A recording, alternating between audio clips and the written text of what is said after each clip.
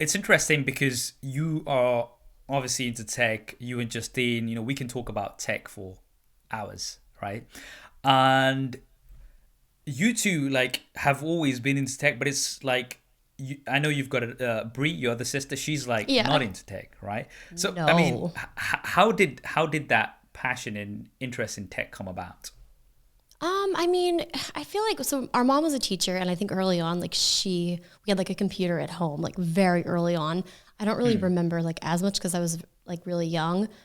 And then I remember actually our dad kind of got us into drones because he was like, "Did you All guys right. hear about like this drone?" And we're like, "What do you mean?" He's like, "Oh, there's like this cool drone." And then we're like, "Wait, that does sound cool." And then we started like, researching and we started like buying drones. And so I don't really know. I just think it's just been kind of like in our family. And, my sister, she went to school for, graphic design and all of that. And we grew up playing video games.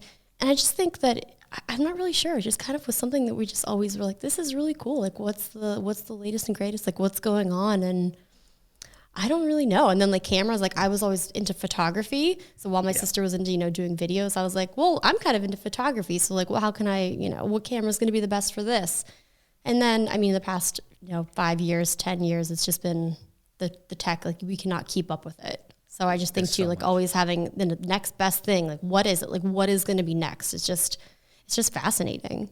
It is. And one of the things that I love about tech and being a tech content creator is half of our work is done for us, right? Because that's the companies coming up with the new tech. And then the other True. half is us actually covering the tech in a Mm-hmm. entertaining and informative way. So I kind of love that about what we do based on because I know when others are doing vlogs or entertainment or comedy, the pressure is on them pretty much 100% to come up with new ideas and new things to do it. Whereas with tech, it makes our life a lot easier.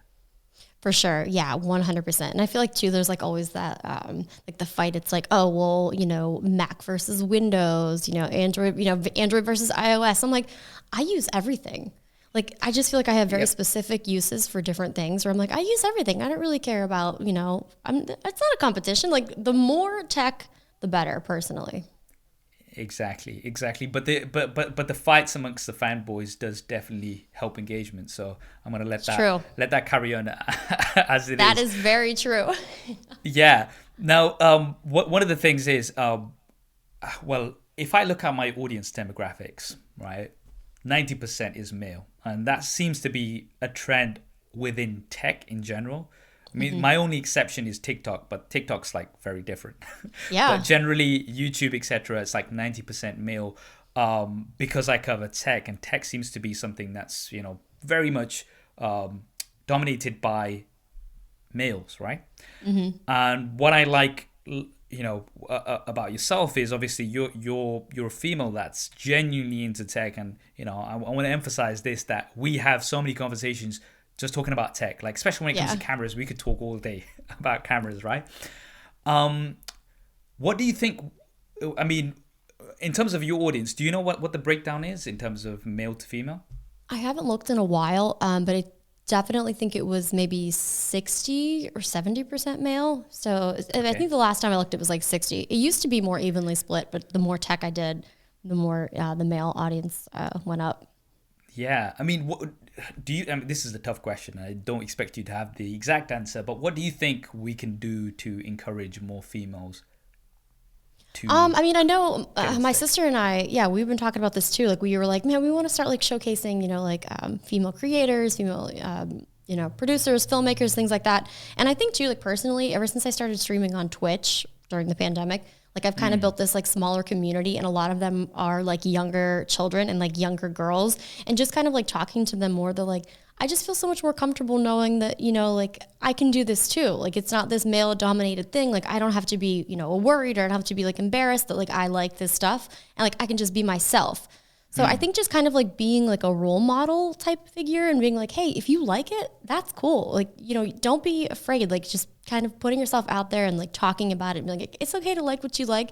Don't be scared of this male dominated world. Like there's room for everyone.